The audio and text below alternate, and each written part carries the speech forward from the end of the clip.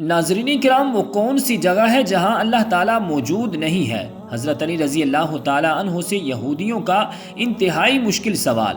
اے علی، ایسی کون سی جگہ ہے جہاں پر اللہ موجود نہیں ہے؟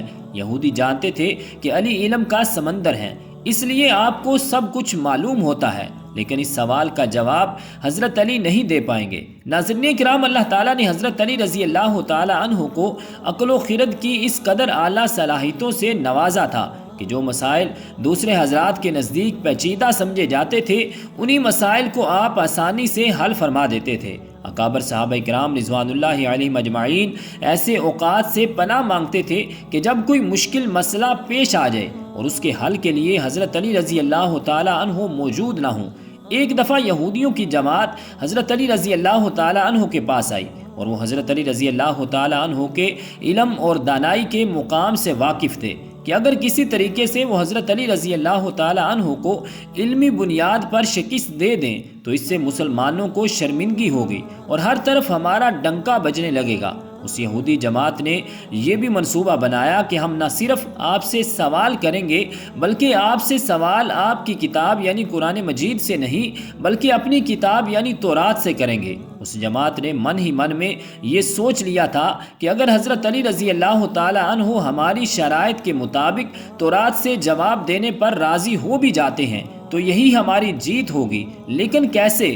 ناظرین کرام، یہودیوں کی اس جماعت کا ماننا کچھ یوں تھا کہ حضرت علی رضی اللہ تعالی عنہ حضرت محمد صلی اللہ علیہ وآلہ وسلم کے ماننے والے ہیں اور حضرت محمد صلی اللہ علیہ وآلہ وسلم پر قرآن پاک نازل ہوا، تو یہ بات ممکن نہیں کہ حضرت علی رضی اللہ تعالی عنہ کسی صورت تورات کے سوالوں کا جواب تورات سے ہی دے سکیں۔ تو یہودیوں کی جماعت کا سربراہ جس کا نام راسل جالوت تھا، اس کی زیر قیادت یہ جماعت حضرت علی رضی اللہ تعالی عنہ کے پاس آئی۔ راسل جالوت بولا، اے علی، ہم لوگوں نے آپ کے علم کا بہت چرچا سنا ہے۔ حضرت علی رضی اللہ تعالی عنہ مسکرا کر بولے، تو کیا اس بات کی تصدیق کرنے آئے ہو؟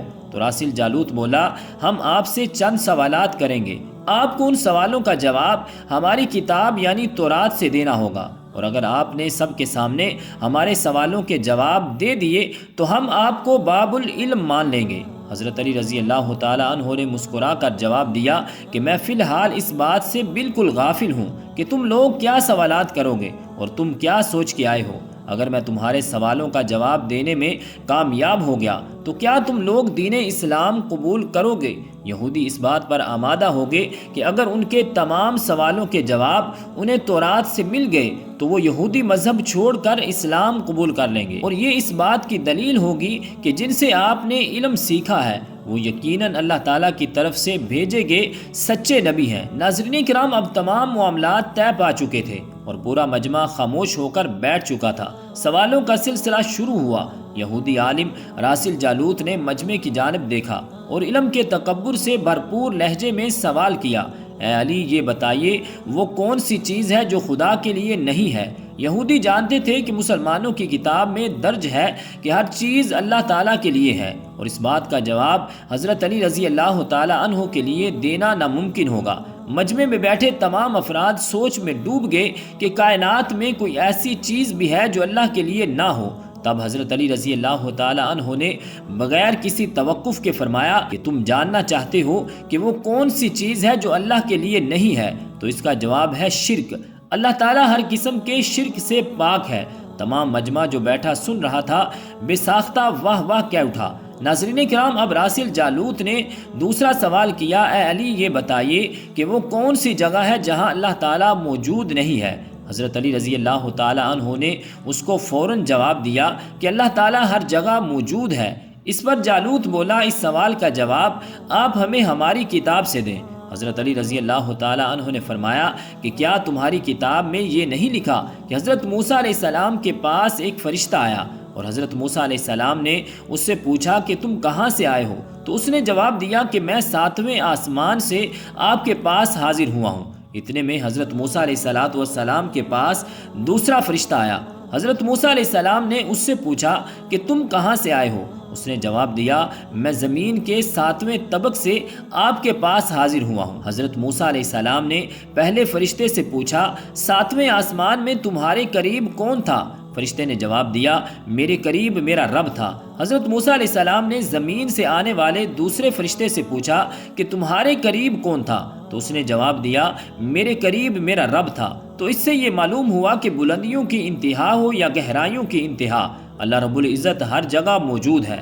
ناظرین کرام، راسل جالوت اب تھوڑا گھبرا گیا تھا یہ دیکھ کر کہ حضرت علی رضی اللہ تعالیٰ عنہ نے اس کے سوالوں کے جواب اس کی کتاب سے ہی دیے تھے۔ اب اس نے حضرت علی رضی اللہ تعالیٰ عنہ سے تیسرا سوال پوچھا کہ اے علی یہ بتائیے کہ وہ کون سی چیز ہے جو خدا کے قریب نہیں ہے؟ تو حضرت علی رضی اللہ تعالیٰ عنہ نے فرمایا کہ ظلم ایسی چیز ہے جو میرے رب کے قریب نہیں ہے۔ ناظرین کرام، اب راسل جالوت نے پے در پے شکست کھانے کے بعد اپنے سوالوں کا زاویہ بدل لیا۔ اب اس نے علمی سوال کی بجائے تاریخی اور سائنسی سوالوں کی طرف اپنا رخ موڑ لیا اور بہت تکبر بڑے انداز میں اس نے پوچھا اے علی اس چشمے کا نام بتائیے جو زمین پر پہلی مرتبہ جاری ہوا۔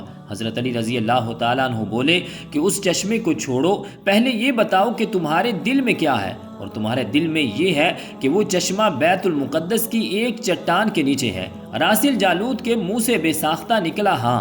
تو حضرت علی رضی اللہ تعالیٰ عنہ بولے کہ آج اپنی اصلاح کر لو، کیونکہ زمین پر بہنے والا وہ پہلا چشمہ وہ نہیں ہے جسے تم لوگ سمجھتے ہو، بلکہ زمین پر بہنے والا پہلا چشمہ وہ ہے جس سے حضرت خضر علیہ السلام نے پانی پیا، اور یہی وہ چشمہ ہے جس سے آب حیات جاری ہوا۔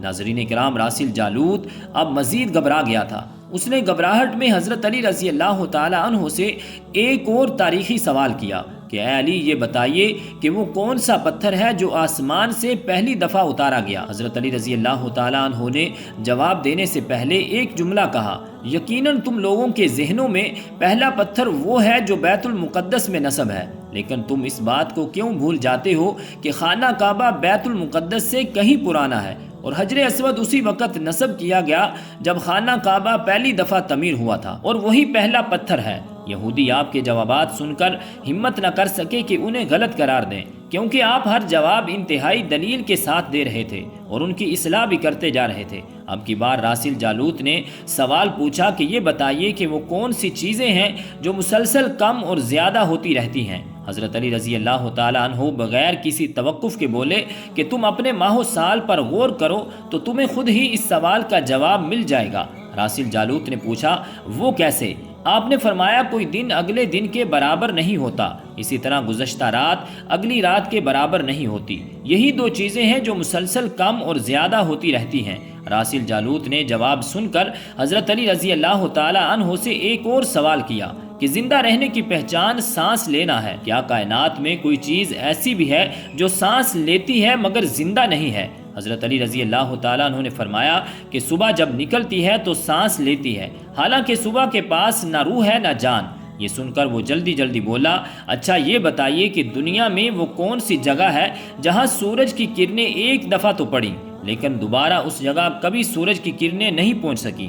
حضرت علی رضی اللہ تعالیٰ عنہ نے فرمایا ہاں یہ سمندر کی وہ جگہ ہے جہاں سے حضرت موسیٰ علیہ السلام اور ان کی قوم گزری تھی، اور سمندر اللہ تعالیٰ کے حکم سے دو حصوں میں تقسیم ہو گیا تھا، بس اس قافلے کے گزرتے ہوئے سورج کی کرنیں اس جگہ ضرور پڑی تھیں، لیکن اس کے بعد سورج کی کرنیں کبھی بھی وہاں نہیں پہنچ سکی۔ ناظرین کرام، جواب پاتے ہی اس نے حضرت علی رضی اللہ تعالیٰ عنہ سے پھر سوال کیا کہ یہ بتائیں کہ وہ کون سی دو چیزیں ہیں جو ہمیشہ حاضر رہتی ہیں؟ حضرت علی رضی اللہ تعالیٰ عنہ نے فرمایا کہ آسمان اور زمین کی طرف دیکھو، یہ دونوں تمہیں کبھی غائب نظر نہیں آئیں گے، یہ دونوں ہمیشہ حاضر ہی رہتے ہیں، اور موت اور زندگی کو ڈھونڈو تو تمہیں کبھی ان کے بارے میں پتہ نہیں چلے گا کہ وہ کہاں ہیں اور کب آ جائیں۔ اگلا سوال راسل جالوت نے یہ کیا کہ اے علی یہ بتائیے کہ وہ کون سی چیز ہے جس کا خالق خود اللہ تعالیٰ ہے مگر اسی کے بارے میں خود سوال بھی کرتا ہے؟ حضرت علی رضی اللہ تعالیٰ عنہ بولے موسیٰ علیہ